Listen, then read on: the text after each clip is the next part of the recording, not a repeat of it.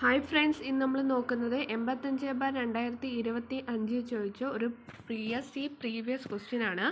First question, colonial ഭരണത്തിൻ്റെ കീഴിൽ Britain മലബാറിൽ നടപ്പിലാക്കിയ പരിഷ്കാരങ്ങളിൽ ശരിയായ പ്രസ്താവന ഏത് എന്ന് ചോദിച്ചാൽ ആൻസർ 1ഉം 3ഉമാണ്.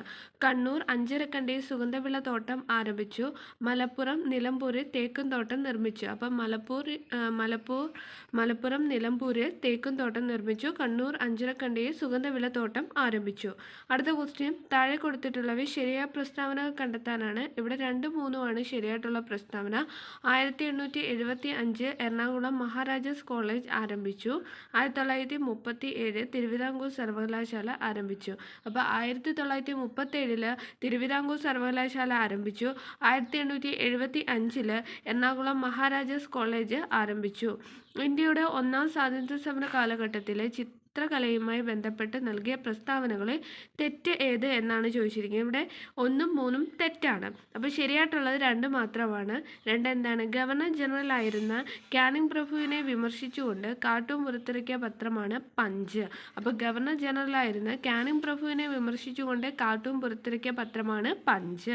അടുത്ത ക്വസ്റ്റ്യൻ, താഴെ കാണിച്ചിട്ടുള്ളത് ശരിയായ പ്രസ്താവന ഏത് എന്നാണ് ചോദിച്ചിരിക്കുന്നത്. 1ഉം 3ഉമാണ് ശരിയായിട്ടുള്ള പ്രസ്താവന. സൈമൺ കമ്മീഷൻ റിപ്പോർട്ട് ചർച്ച ചെയ്യാനാണ് വട്ടമേശ സമ്മേളനം വിളിച്ചു ചേർത്തത്. വട്ടമേശ സമ്മേളനത്തിന്റെ പരാജയത്തോടെ ഗാന്ധിജിയുടെ നേതൃത്വത്തിൽ നിയമലംഘന പ്രസ്ഥാനം ആരംഭിച്ചു. അപ്പോൾ സൈമൺ കമ്മീഷൻ റിപ്പോർട്ട് ചർച്ച ചെയ്യാനാണ് വട്ടമേശ സമ്മേളനം വിളിച്ചു ചേർത്തത്. വട്ടമേശ സമ്മേളനത്തിന്റെ പരാജയത്തോടെ ഗാന്ധിജിയുടെ നേതൃത്വത്തിൽ നിയമലംഘന പ്രസ്ഥാനം ആരംഭിച്ചു.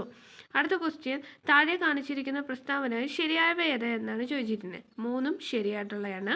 യുനിസെഫിൻ്റെ 8ാമത്തെ എക്സിക്യൂട്ടീവ് ഡയറക്ടർ കാതറിൻ റസൽ ആണ്. അപ്പോൾ 8ാമത്തെ എക്സിക്യൂട്ടീവ് ഡയറക്ടർ കാതറിൻ റസൽ ആണ്. ഐക്യരാഷ്ട്ര സംഘടന 2024 ഒട്ടകങ്ങളുടെ വർഷമായി പ്രഖ്യാപിച്ചു. സ്ത്രീകളെ നിക്ഷേപിക്കുക, പുരോഗതി ത്വരിതപ്പെടുത്തുക എന്നതാണ് 2024 അന്താരാഷ്ട്ര വനിതാ ദിനത്തിൻ്റെ മുദ്രാവാക്യം. അപ്പോൾ അന്താരാഷ്ട്ര വനിതാ ദിനത്തെ 2024 മുദ്രാവാക്യം സ്ത്രീകളെ നിക്ഷേപിക്കുക, പുരോഗതി ത്വരിതപ്പെടുത്തുക. നെബുല സിദ്ധാന്തത്തിൻ്റെ ഉപജ്ഞാതാവ് ഇമ്മാനുവൽക്കൻ്റാണ്.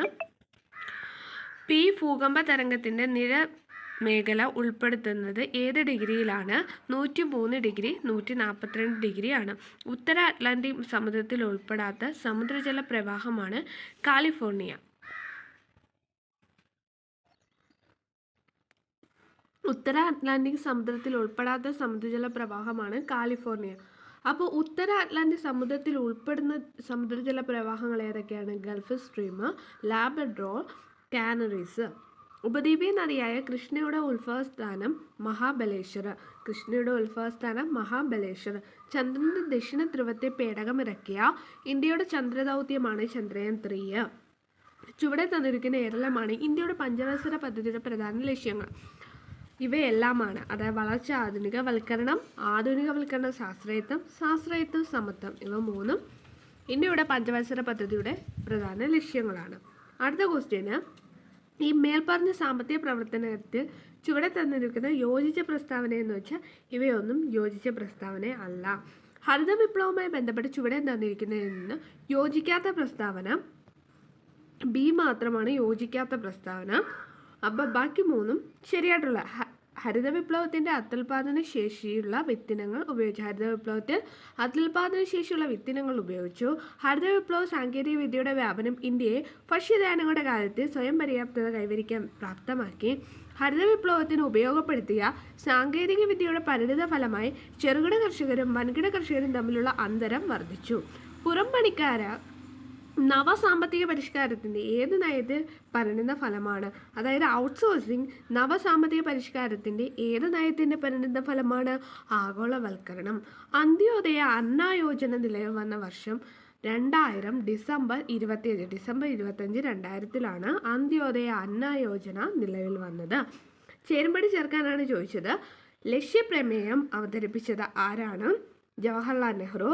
ഭരണഘടനാ നിർമ്മാണ സഭ